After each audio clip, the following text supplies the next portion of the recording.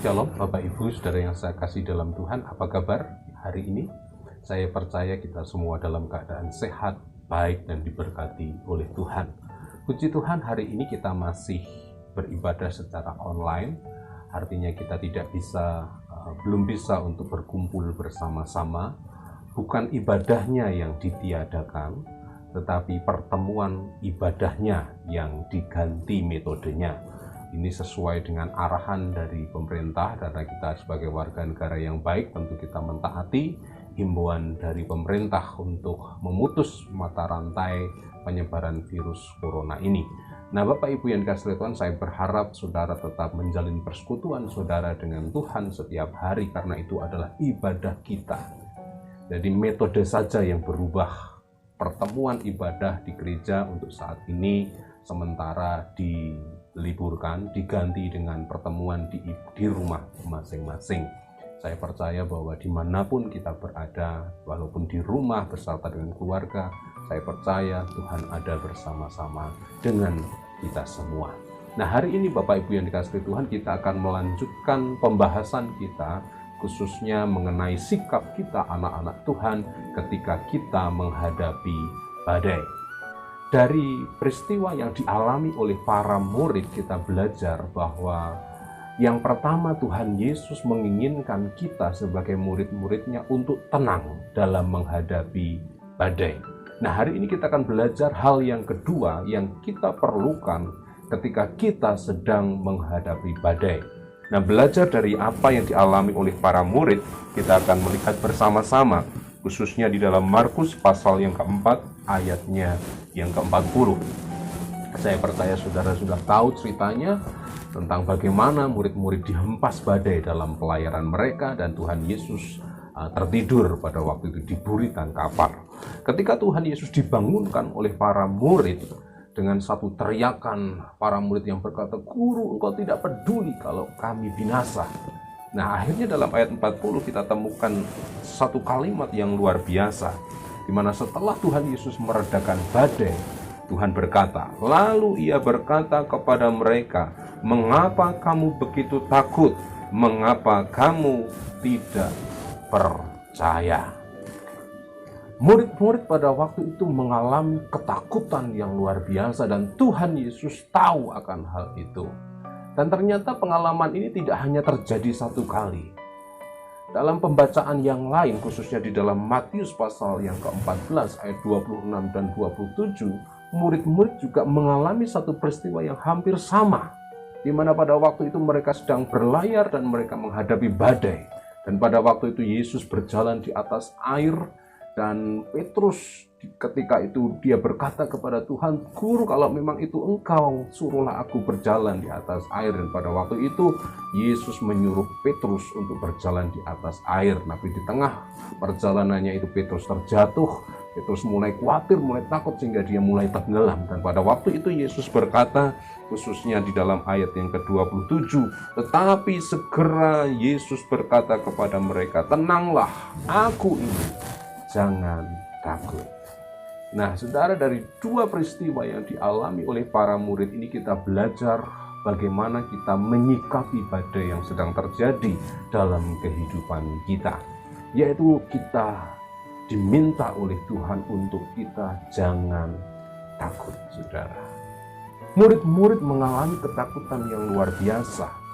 Kalau kita kembali dalam Injil Markus tadi, mungkin kita akan temukan beberapa alasan kenapa murid-murid mengalami takut. Jelas alasan yang utama adalah karena badai yang terjadi dalam kehidupan mereka sangat besar dan mereka tidak mampu untuk mengatasinya. Tetapi kalau kita melihat sisi yang lain, mereka itu kurang percaya bahwa sesungguhnya Tuhan Yesus itu berkuasa untuk meredakan badai.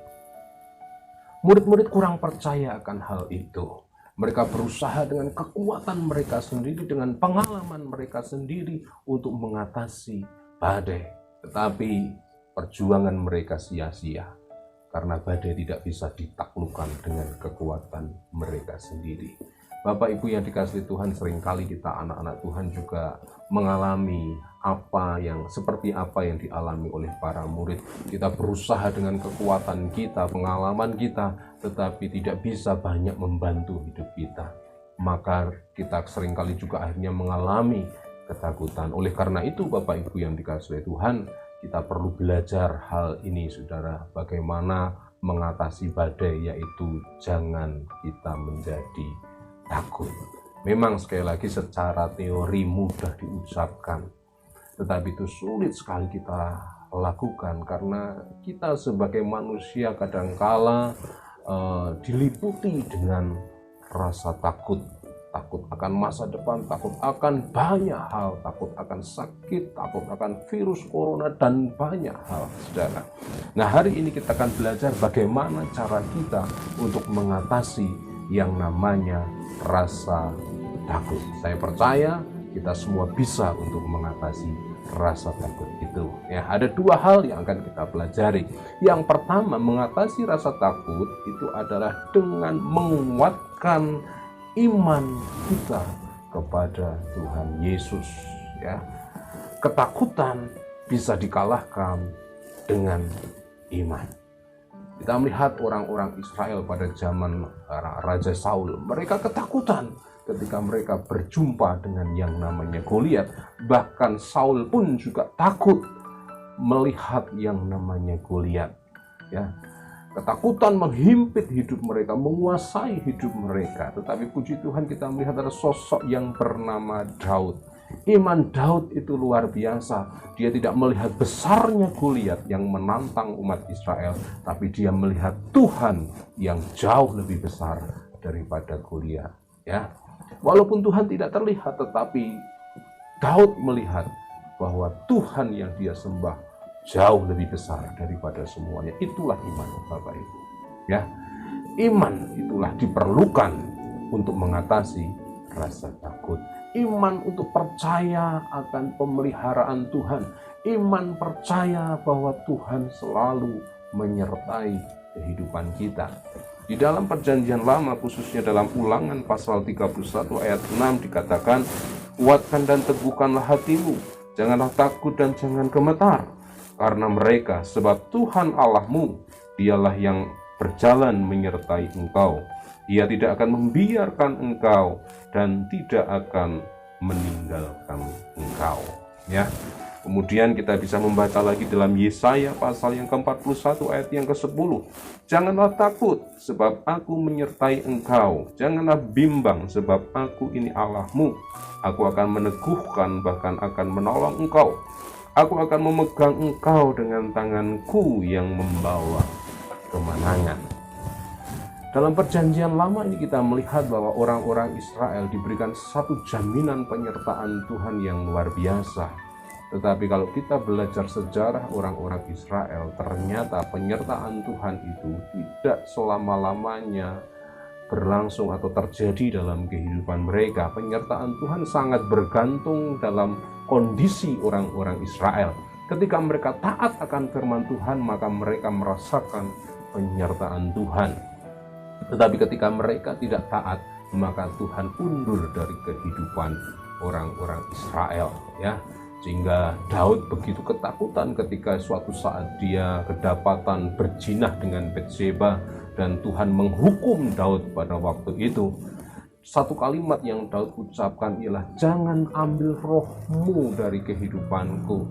Artinya jangan engkau tidak menyertai aku. Karena Daud sangat menyadari, saudara, keberhasilannya karena Tuhan menyertai hidupnya. Daud tidak bisa membayangkan bagaimana seandainya Tuhan tidak lagi menyertai kehidupannya. Nah, oleh karena itu puji Tuhan bahwa akhirnya Daud bertobat dan Daud disertai oleh Tuhan, sehingga sejarah mencatat Daud sebagai salah satu raja yang paling dihormati di Israel, saudara. Nah, orang-orang Perjanjian Lama mereka mengalami kekhawatiran karena penyertaan Tuhan itu tidak selalu ada dalam kehidupan mereka. Sangat bergantung situasi dan kondisi para umatnya, saudara. Nah, jadi kalau mereka taat, Tuhan menyertai. Ketika mereka tidak taat, Tuhan undur. Ya. Nah, tetapi kita perlu bersyukur karena di Perjanjian Baru, di mana Tuhan Yesus hadir melalui kuasa Roh Kudus-Nya, dan Dia disebut sebagai Immanuel, yang artinya Allah menyertai kita. Dan penyertaan Tuhan atas kehidupan kita itu tidak bersifat temporal, tidak juga dipengaruhi oleh keberadaan kita. Karena Alkitab mencatat ketika kita percaya Tuhan Yesus, maka Roh Kudus itu diberikan kepada kita secara permanen. Dan Roh Kudus itulah yang akan selalu menyertai kehidupan kita.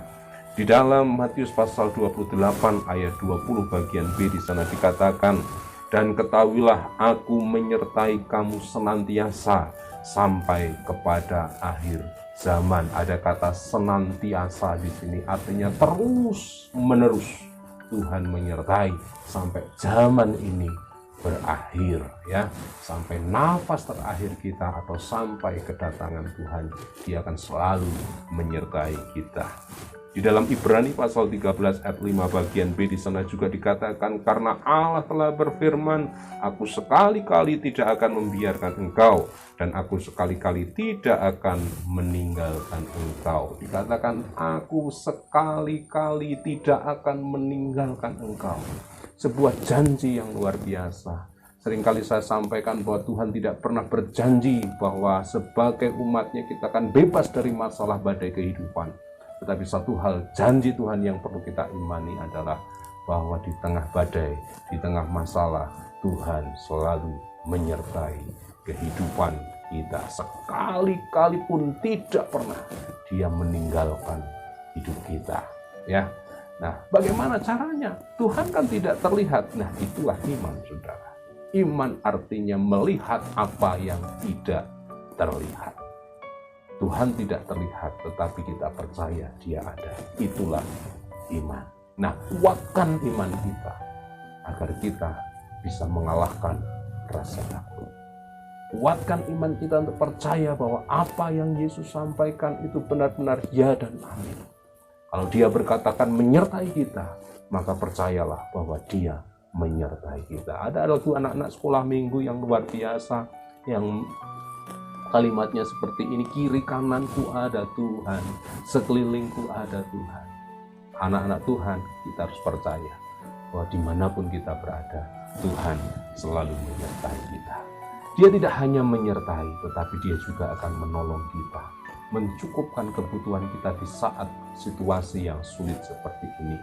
Di dalam Matius pasal yang ke-6 ayat 34 di sana dikatakan, sebab itu janganlah kamu khawatir akan hari besok, karena hari besok mempunyai kesusahannya sendiri. Kesusahan sehari cukuplah untuk sehari. Jangan kita menjadi khawatir, jangan kita menjadi takut, karena Dia Immanuel, Allah yang menyertai kita. Dan Dia tidak hanya menyertai kita, tetapi Dia juga akan memberkati kehidupan kita. Saya percaya hal ini terjadi, situasi seperti ini terjadi di mana kita harus di rumah saja. Kita percaya bahwa Tuhan tetap akan memelihara kehidupan kita, Bapak Ibu. Itu hal yang pertama yang kita pelajari, bagaimana caranya mengatasi rasa takut, yaitu kuatkan iman percaya kita kepada Tuhan.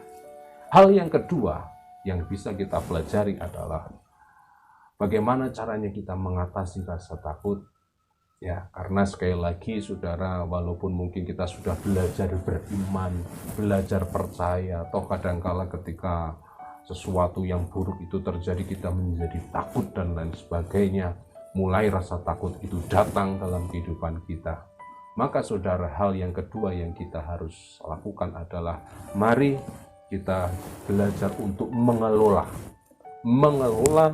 ketakutan dengan benar, ya, mengelola ketakutan dengan benar.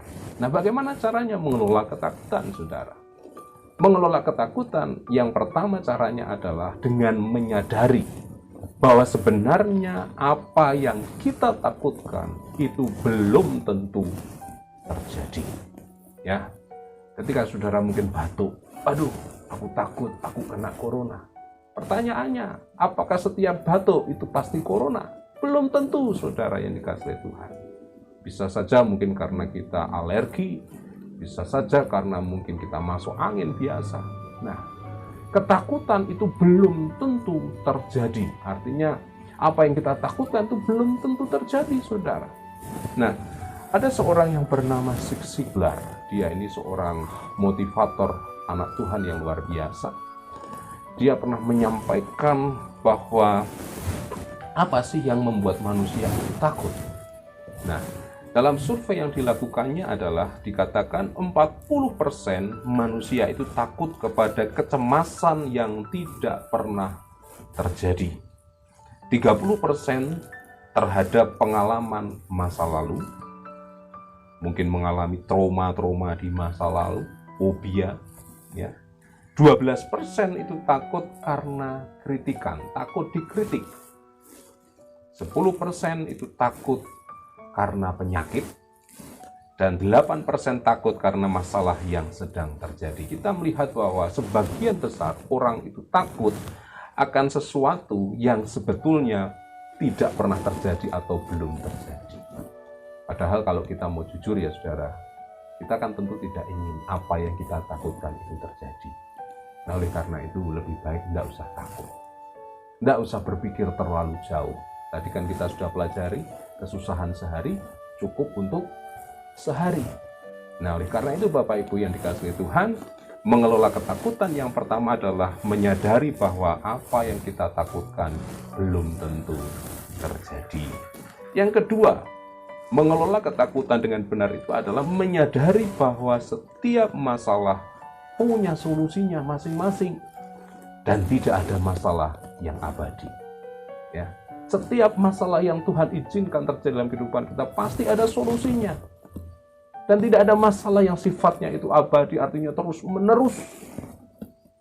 Akan ada waktu di mana kita, saudara, akan selesai terhadap satu masalah. Saya percaya virus corona ini juga tidak akan terus-menerus terjadi. Ya, kita terus berdoa supaya Tuhan melakukan percepatan. Walaupun pemerintah mentargetkan 29 Mei itu baru selesai situasi darurat ini, dan tetapi kita boleh memohon kepada Tuhan supaya paling tidak sebelum Paskah kita bisa menikmati Paskah bersama-sama, dan saudara-saudara sepupu kita juga bisa merayakan Lebaran, saudara. Itu doa kita. Tetapi apapun yang terjadi, saya mau sampaikan bahwa semua masalah itu pasti akan selesai. Ya, tidak ada masalah yang abadi. Saya percaya walaupun awal tahun kita melewati wabah virus corona yang luar biasa, tetapi saya percaya mulai pertengahan tahun nanti sampai akhir tahun kita akan melihat tangan Tuhan bekerja luar biasa. Apa yang kita doakan akan dijawab oleh Tuhan. Kita akan melihat pertumbuhan jiwa. Kita akan melihat anak-anak Tuhan semakin sungguh-sungguh kepada Tuhan. Haleluya. Nah, Bapak Ibu yang dikasihi Tuhan, jadi setiap masalah pasti ada solusinya, ada pemecahannya. Nah, berikutnya saudara, mengelola rasa takut itu adalah jadikan rasa takut menjadi kekuatan untuk lebih berhati-hati dan bijaksana. Ya, ketakutan itu sesuatu yang manusiawi, tetapi itu menjadi tidak wajar kalau kita dikuasai terus-menerus dengan ketakutan. Kita melihat ada orang yang sedemikian takut sehingga dia mengurung diri di kamar, tidak mau melakukan apa-apa karena dia ketakutan. Nah, ini ketakutan yang berlebihan, saudara. Takut itu boleh, ya, boleh dalam batas-batas tertentu, saudara. Jangan sampai kita dikuasai oleh yang namanya ketakutan. Nah, cara mengelola ketakutan adalah mari kita jadikan ketakutan yang kita alami untuk memotivasi kita untuk lebih berhati-hati. Ya, sebagai contoh, iman kita tentu tidak iman yang gegabah. Kita tidak berkata, aku percaya kepada Tuhan, terus saudara jalan-jalan ke kerumunan banyak orang, saudara tidak pernah cuci tangan, saudara jarak kalau dalam bahasa Jawanya, itu namanya bukan iman tetapi nekat, Bapak Ibu. Nah, saudara sih yang dikasih oleh Tuhan, ketakutan ini yang terjadi dalam kehidupan kita, mari hendaknya kita jadikan sebagai peringatan atau sebagai kekuatan untuk kita lebih berhati-hati. Ya, pas saya takut kena virus corona, maka saya harus hati-hati dalam menjalani hidup. Ya, sebisa mungkin tidak berjabat tangan dengan orang lain. Ya, sebisa mungkin untuk tidak keluar rumah. Ya, sebisa mungkin sering cuci tangan, sebisa mungkin minum vitamin, rutin berolahraga. Ya, dasarnya supaya apa? Supaya kita tidak terkena sakit. Nah, Bapak Ibu yang dikasihi oleh Tuhan, itu ketakutan yang menghasilkan kekuatan, ya. Nah, contoh yang lain, aku takut kalau misalnya usahaku ini gagal, maka ketakutan itu bisa dijadikan sebagai kekuatan. Wah, kalau begitu aku harus sungguh-sungguh dalam bekerja. Aku takut tidak naik kelas, wah makanya aku harus sungguh-sungguh belajar, dan lain sebagainya. Itu artinya ketakutan yang dikelola sehingga menjadi sebuah kekuatan. Nah, Bapak Ibu yang dikasihi Tuhan, dalam Amsal 22:3 di sana dikatakan, kalau orang bijak melihat malapetaka, bersembunyilah ia. Tetapi orang yang tak berpengalaman berjalan terus, lalu kena celaka. Saudara, ada kalanya orang bijaksana itu berdiam diri ketika melihat malapetaka, ya, seperti himbauan dari pemerintah supaya kita tidak berkumpul dalam ibadah.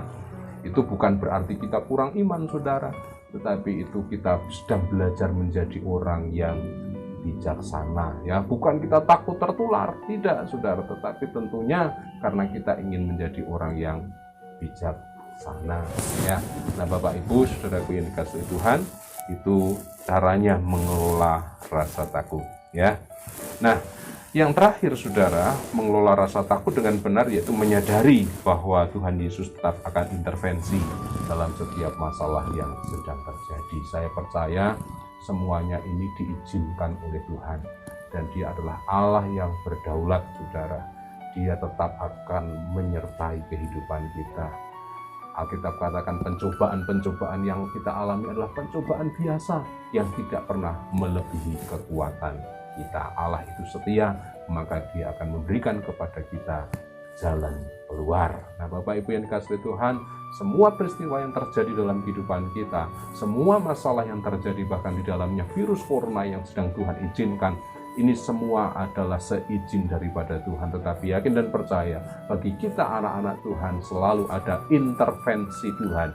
Intervensi itu adalah campur tangan Tuhan di dalamnya, ya. Tuhan mengizinkan, berarti Tuhan berjanji menyertai kehidupan kita, dan Dia memberikan kekuatan dalam kehidupan kita. Puji nama Tuhan.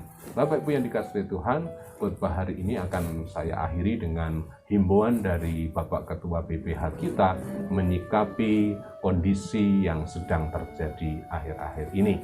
Mari kita simak dengan baik, dan saya berharap semoga melalui hal ini kita semakin diberkati dan dikuatkan. Tuhan Yesus memberkati kita semua.